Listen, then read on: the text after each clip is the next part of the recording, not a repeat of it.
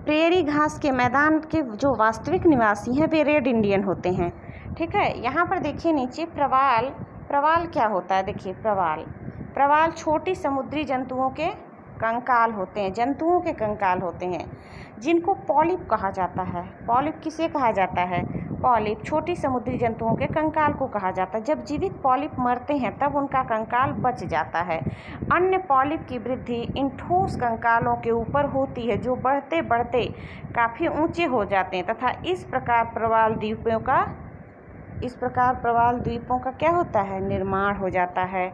हाथी तथा एक सींग वाले गैंडे असम के जंगलों में पाए जाते हैं। असम के जंगलों में क्या है? एक सींग वाले गैंडे और हाथी पाई जाती है। केरल, हाथी केरल एवं कर्नाटक में भी मिलता है। ठीक, आगे देखिए, भारत के रेगिस्तान तथा जंगली कच्छ के रण में गधे पाए जाते हैं। ठीक, गधे कहाँ पाए जाते हैं? जंगली कच्छ के रण में। कच्छ का मैदान कहाँ है? गुजरात में है। गुजरात के समुद्री तट के किनारे कच्छ का मैदान पाया जाता है जहाँ पर जंगली गधे पाए जाते हैं। आगे देखिए,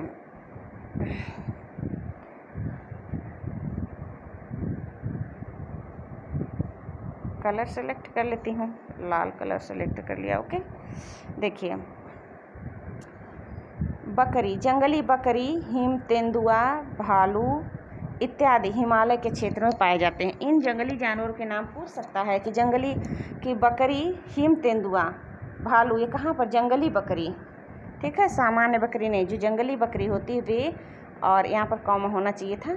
हिम तेंदुआ, भालू इत्यादि हिमालय के क्षेत्रों में पाए जाते हैं। तो आप लोग याद कर लीजिए कि जंगली बकरी, हिम तेंदुआ और भालू हिमालय के क्षेत्र में पाए जाते हैं, जबकि हाथी, जेब्रा, जिराफ, हिरण इत्यादि उष्णकटिबंधीय प्रदेशों में पाए जाते हैं। अब देखिए पर्पटी के विषय में आ गया। भूमध्य सागरीय प्रदेश से संबंधित जो भी मुख्य टॉपिक थे वे कंप्लीट हुए। यहाँ देखिए मैं नीचे बात करूँगी, बाकी आप लोगों को डिटेल से जानना होगा तो हम दूसरी वीडियो बना देंगे। यहाँ पर मैं केवल मुख्य पॉइंट्स को लेकर आई हूँ। तो देखिए पर्पटी के ठीक नीचे मेटल होता है। ठीक नीचे पर्पटी अर्थात ऊपरी सतह, पृथ्वी की जो ऊपरी सतह है उसको पर्पटी कहते हैं, और पर्पटी के ठीक नीचे वाला जो भाग होता है उसको मेटल कहते हैं। और मेटल जो 2900 किलोमीटर की गहराई तक फैला हुआ है, इसकी सबसे आंतरिक परत क्रोड है। पृथ्वी का सबसे आंतरिक परत क्रोड है। ठीक, जिसकी त्रिज्या लगभग 3500 किलोमीटर है। यह मुख्यतः निकिल एवं लोहे की बनी होती है। निकिल का मतलब क्या हुआ? निकिल का मतलब हुआ निकिल प्लस फेरस। केंद्रीय क्रोड का तापमान एवं दाब काफ़ी उच्च रहता है। यह सब आप लोग समझते हुए चलिए। अब देखिए मुख्य स्थलाकृतियाँ। मुख्य स्थलाकृतियाँ क्या है? स्थलाकृतियाँ पृथ्वी की सतह पर सालों के टूटने से अपक्षय की क्रिया है। भू पर जल, पवन एवं हिंद गलत है, जैसी विभिन्न घटकों के द्वारा होने वाले क्षय को अपर्दन करते हैं।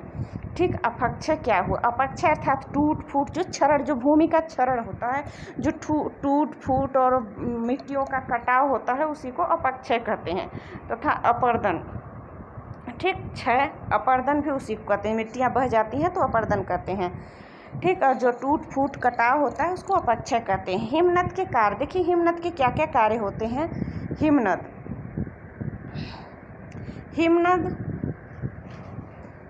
हिमनद अपने नीचे की कठोर चट्टानों से गोलास में मिट्टी और पत्थरों को अपर्दित करती है अर्थात बहा देती है, और गोलास में मिट्टी और पत्थरों से भूदृश्य का अपर्दन करती है।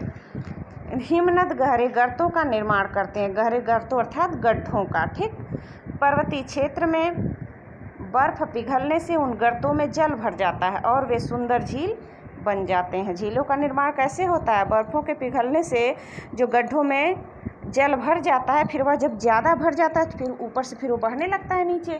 तो पहाड़ों को जो काट कर जो बीच से बहती हुई धारा आती है जल की, उसी को तो झील कहा जाता है।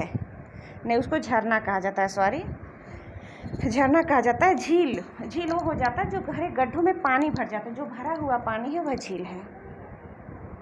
आगे देखिए, हिमनद द्वारा लाए गए, देखिए द्वारा लाए गए 2 बार आ गया है। लाए गए पदार्थ जैसे छोटे सेल, रेत एवं तलछट मिट्टी निक्षेपित होती है। निक्षेप हिमनद हिमोड़ का निर्माण करते हैं। ठीक, देशांतर। अब देखिए देशांतर रेखा आ गया, बीच में हिमोम से संबंधित आ गया था पॉइंट्स। मैं अब पॉइंट्स से लिखी हूँ, कोई क्रम से नहीं लिखी हूँ। मुख्य पॉइंट्स जो पूछे जाते हैं उनको थोड़ा सा आगे पीछे करके लिखी हूँ, ठीक है, क्रम से नहीं लिखी हूँ, क्योंकि एग्जाम में क्रम से तो पूछता नहीं है, अतः क्रम का ध्यान रखने की आवश्यकता नहीं है यहाँ पर केवल मुख्य पॉइंट्स को नोट करने की, याद करने की आवश्यकता है। तो देखिए हम देशांतर रेखा के विषय में बात करेंगे। देशांतर रेखा जो ऐसे लंबे लंबे आती है उसको देशांतर रेखा कहते हैं, ठीक है। पृथ्वी के ऊपर से नीचे तक यानी उत्तरी ध्रुव और दक्षिण ध्रुवों को मिलाने वाली जो रेखा है उसको देशांतर रेखा कहेंगे। अब देखिए देशांतर रेखा किस तरीके से, मान लीजिए हमारी पृथ्वी गोल है, ठीक, तो यहाँ से ऐसे रेखा आती है, ऐसे आती है, ऐसे आती है, ऐसी रेखाएं आती है, ठीक। तो जाहिर सी बात है कि ये जो ध्रुव है, ध्रुव का जो दोनों किनारा है, यहाँ पर इन दोनों रेखाओं के बीच में गैप कम है, जबकि यहाँ बीच में गैप ज़्यादा है। इसी के विषय में यहाँ पर बताया जाएगा। तो यहाँ पर देखिए आप लोग ग्रीनविच रेखा से, यानी जो पृथ्वी के एकदम बीच की रेखा है, जो पृथ्वी के एकदम बीच पड़ता है, इसी को तो ग्रीनविच रेखा कहेंगे। जबकि ऊपरी देशांतर रेखा को, एकदम नीचे का जो छोर है, इसको जो है ध्रुवों के पास की देशांतर रेखा हो गई है। तो आगे देखिए ग्रीनविच रेखा से किलोमीटर स्थान की गुणात्मक दूरी को उस स्थान का देशांतर कहते हैं, अथवा उत्तरी तथा दक्षिणी ध्रुव को मिलाने वाली काल्पनिक रेखा को देशांतर रेखा कहते हैं। जो इतनी कठिन हिंदी, इसको समझने से पहले ही मैंने आप लोगों को समझा दिया कि क्या देशांतर रेखा क्या होती है, उसी बात को यहाँ पर इतना डिफिकल्ट में लिख दिया है। मैंने अभी आप लोगों को समझाया कि देशांतर रेखा क्या होती है, जो दोनों ध्रुवों को मिलाए, जो दक्षिणी ध्रुव और उत्तरी ध्रुव को मिलाए, वह देशांतर रेखा होती है। तो यहाँ पर देखिए ये देशांतर रेखाएँ समानांतर नहीं होती है। समानांतर का मतलब मैंने अभी आप लोगों को उदाहरण दिखाया कि देखिए पृथ्वी है, उत्तरी ध्रुव और दक्षिणी ध्रुव को मिला रहा है और ऐसे ऐसी ये रेखाएं आ रही है। तो समानांतर अर्थात समान अंतर तो नहीं ना है, क्योंकि बीच में ज़्यादा दूरी है और जो ध्रुवों के पास का जो देशांतर रेखा यहाँ पर कम दूरी है, तो कैसे समानांतर हुआ? समानांतर तो नहीं ना हुआ। तो वही बात यहाँ पर बता रहा है कि यह देशांतर रेखाएँ समानांतर नहीं होती हैं, इनकी लंबाई बराबर होती है, चौड़ाई ध्रुवों पर कम और विषुवत पर ज़्यादा होती है। विषुवत अर्थात बीच में देखिए फिर से मैं आप लोगों को समझा दूं। देखिए पृथ्वी है, ये ध्रुवों पर देखिए कम होती है, यही बता रहा है ना कि इनकी लंबाई तो बराबर होती है, क्योंकि लंबी उतनी ही होंगी। देखिए लंबी उतनी ही होगी, लंबाई बराबर होती है, लेकिन ये समान अंतर पर नहीं होती हैं।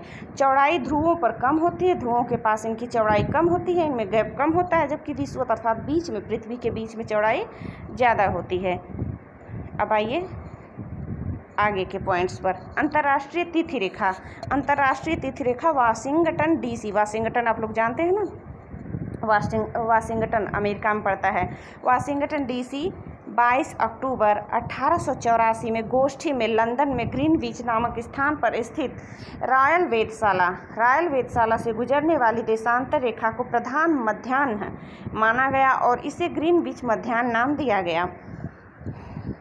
समय निर्धारण इसी को आधार मानकर किया जाता है। प्रत्येक देश का मानक समय आधा घंटा के गुणक पर आधारित है। अंतर, हाँ वही गुणक पर या अंतर पर एक ही बात है। आगे देखिए, भारत में 82.5 देशांतर जो इलाहाबाद से नैनी तक जाती है, अतः ग्रीनविच में दोपहर के 12 बजे हों तो भारत में 5:30 बजता है, अर्थात ग्रीनविच कहाँ को माना गया? अभी मैंने आप लोग को बताया ना, यानी वाशिंगटन डीसी, लंदन का जो ग्रीनविच है, यदि यहाँ पर 12 बजेगा तो भारत में कितना बजेगा? 5:30 बजेगा। यह क्वेश्चन कई बार पूछा जा चुका है और कई एग्जामों में पूछा जा चुका है, टेट में भी पूछा जा चुका है।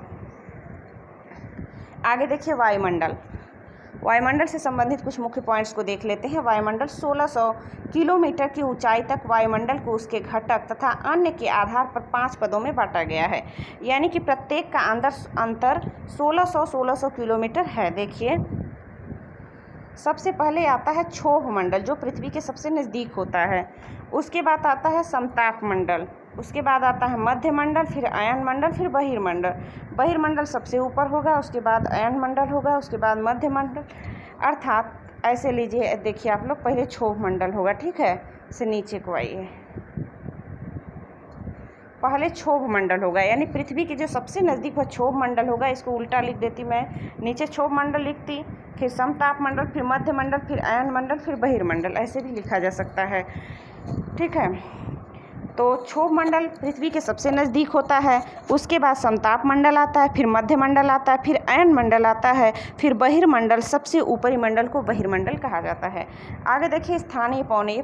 स्थानीय पौने क्या होती है? ये पौने किसी छोटे क्षेत्र में दिन के किसी विशेष समय में चलती स्थानीय पौने, यानी स्थानीय पौनों का बहुत छोटे क्षेत्र से संबंध हैं। स्थानीय जैसा आप लोग समझ रहे, स्थानीय अर्थात क्षेत्रीय, हर क्षेत्र में जो अलग अलग टाइम पर अलग अलग हवाएं चलती हैं उन्हीं को स्थानीय पौने कहा जाता है। बस आगे देखिए आर्द्रता। आर्द्रता का अर्थ ही होता है नमी, अर्थात वायुमंडल में जलवायु में नमी, वायुमंडल ही जलवायु में नमी की मात्रा को आर्द्रता कहेंगे। देखिए यहाँ पर वायु में किसी भी समय जलवाष्प की मात्रा को आर्द्रता कहते हैं। ठीक, वही जलवाष्प में जिसको कि हमने नमी बताया है ना।